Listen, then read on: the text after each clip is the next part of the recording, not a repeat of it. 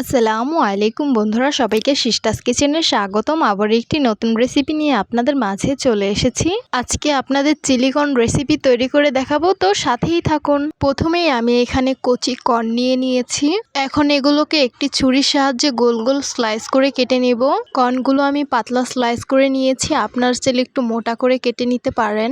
চুলায় একটি পাত্র বসিয়ে দিয়েছি, নর্মাল টেম্পারেচার পানি দিয়ে দিলাম, সামান্য পরিমাণ লবণ অ্যাড করে দিলাম। কেটে রেখেছিলাম কর্নগুলো, সেগুলো এখন দিয়ে দিব। তারপর এগুলোকে সুন্দরভাবে সিদ্ধ করে নিতে হবে। এই তো বলক চলে এসেছে।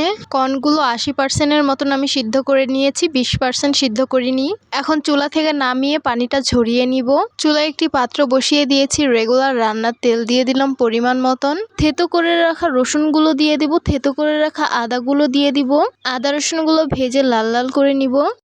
এই তো ব্রাউন কালার হয়ে গেছে। এখন সামান্য পরিমাণ পানি দিয়ে দিব, পরিমাণ মতন টমেটো কেচাপ দিয়ে দিব, পরিমাণ মতন সয়া সস দিয়ে দিব, 1 প্যাকেট ম্যাজিক মশলা দিয়ে দিব, জিরা ধনিয়া চিলি ফ্লেক্স দিয়ে দিব, সামান্য পরিমাণ বিট লবণ অ্যাড করে দিব, পরিমাণ মতন লেবুর রস দিয়ে দিব, তেঁতুলের টক দিয়ে দিব পরিমাণ মতন। তারপর সুন্দরভাবে নেড়ে এগুলোকে কষিয়ে নিতে হবে।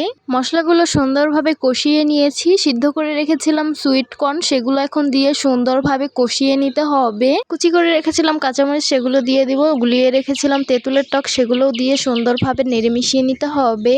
ঝোলগুলোকে কর্নের সাথে সুন্দরভাবে শুকিয়ে ফেলবো। কুচি করে রাখা বিলাতি ধনিয়া পাতা দিয়ে দিব, কুচি করে রাখা কাঁচামরিচগুলো দিয়ে দিব, আবারও 4-5 টুকরো লেবুর খোসা দিয়ে দিব। তারপর সবকিছুকে সুন্দরভাবে নেড়ে মিশিয়ে নেব, নামিয়ে সার্ভ করে নেব। হয়ে গেছে, সার্ভ করে নিলাম চিলি সুইট কর্ন রান্না। দেখতে অনেক লোভনীয় লাগছে আর খেতে কিন্তু ভীষণ মজা লেগেছে। সুইট কর্ন যখন মুখে দেই তখন টক ঝাল দুটোই ছিল, ভালোই লেগেছে আমার কাছে। তো আপনারা অবশ্যই বাসায় ট্রাই করবেন, এটা খেতে ভীষণ মজাদার। তো আশা করছি আমার আজকের রেসিপি আপনাদের কাছে অনেক অনেক বেশি ভালো লাগবে। ভালো লেগে থাকলে আমার ইউটিউব চ্যানেলটি সাবস্ক্রাইব করবেন, আর যারা আমার ফেসবুক পেজ থেকে দেখছেন পেজটিকে ফলো করবেন। সবাই অনেক বেশি ভালো থাকবেন, সুস্থ থাকবেন, আর সিস্টাস কিচেনের সাথেই থাকবেন। আবারও কথা হবে কোনো নতুন ভিডিওতে। তাহলে আজকে এই পর্যন্তই। আল্লাহ হাফিজ।